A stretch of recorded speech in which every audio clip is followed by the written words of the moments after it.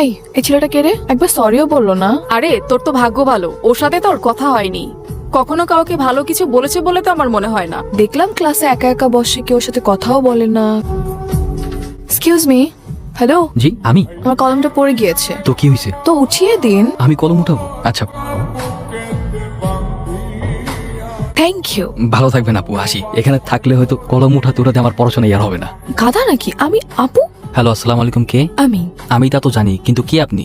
আমার পরিচয় জেনে আপনার কি হবে? আপনি আপনার পছন্দ মতো আমাকে একটা নাম দিয়ে দিন না। আশ্চর্য, আমি তো আপনাকে চিনি না, নাম কি করে দেব? চেনেন না চিনে যাবেন, কথা বলতে থাকেন, আস্তে আস্তে এমনিই চিনে যাবেন। আমি একজন অপরিচিত মেয়ের সাথে কেনই বা কথা বলবো? কারণ পরিচিত কেউ তো আপনার সাথে কথা বলে না। একজন অপরিচিত মানুষ আপনার সাথে কথা বলতে চাচ্ছে, তাতেও আপনার সমস্যা। ওয়েট, আপনি মেবি আমার ভার্সিটির কেউ, রাইট? যদি বলি হ্যাঁ। আচ্ছা, তা আপনি যদি আমার ভার্সিটির কেউ হয়ে থাকেন তাহলে তো আপনাকে খুঁজে বের করে আমার বাম হাতের খেল। তাই নাকি? কিন্তু আপনার তো কোনো ফ্রেন্ডসই নেই, তাহলে আমাকে কিভাবে খুঁজে বের করবেন? তা অবশ্য ঠিক, কিন্তু চেষ্টা করলে তো সৃষ্টিকর্তাকে খুঁজে বের করা যায়, আর আপনি তো সামনে মাটির মানুষ। ওকে, তাহলে ডিল ডান। দেখি খুঁজে বের করুন।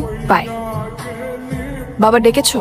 তুমি নাকি বডিগার্ডদের তোমার সাথে ভার্সিটিতে যেতে নিষেধ করেছো? হ্যাঁ। কারণ কি? বাবা, তোমার এসে বডিগার্ডদের জন্য আমার কোনো ফ্রেন্ড আমার সাথে মেশে না, আমার কাছে এসে কথা বলার সাহস পায় না। একটা মানুষ একা একা কতক্ষণ থাকতে পারে তুমি বলো তো? অনেক তো হয়েছে বাবা, অনেক হয়েছে। আমাকে এই চাপ দেয়ালের মধ্যে অনেক বন্দি করে রেখে আমি তো বড় হয়েছি, এবার একা ছাড়ো। আমার মেয়ের লাইফ যাতে রিস্কে না পড়ে এই জন্য বডিগার্ড রেখেছি। আর বডিগার্ড রাখাটা আমাদের পারিবারিক রীতি। কাল থেকে তুমি বডিগার্ড নিয়ে ভার্সিটিতে যাবে, এটা আমাদের পারিবারিক রীতি। আর তোমাকে বলে দিচ্ছি, তুমি যদি আমাকে পাঠাও ওদেরকে আমার সাথে, তাহলে কিন্তু ভার্সিটিতে জব অফ করে দিব, নিজেকে চার দেয়ালের মধ্যে বন্দি করে ফেলবো।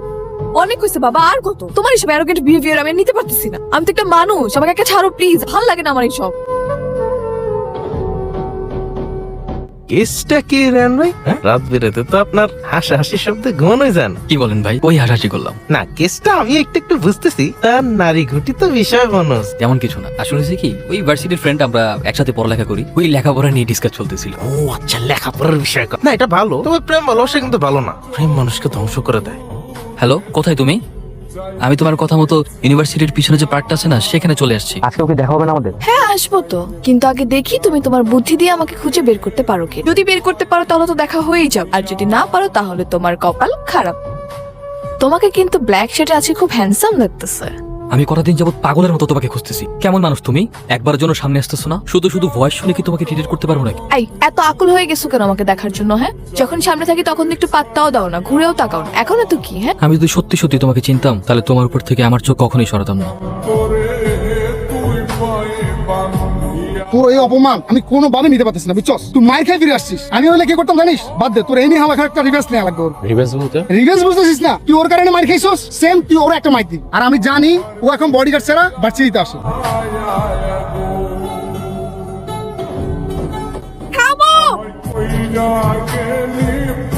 I love you.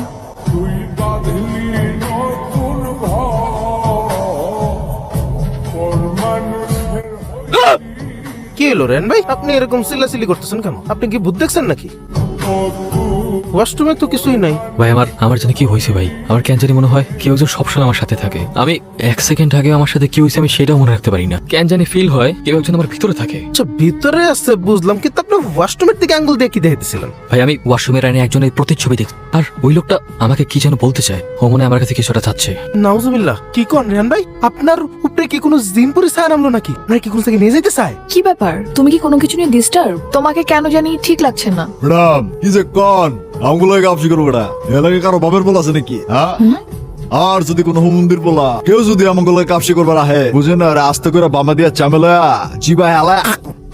কি রেহান, তুমি কিন্তু অনেক ইন্টারেস্টিং। আমি কিন্তু আগে বুঝি নাই তুমি এতটা ইন্টারেস্টিং।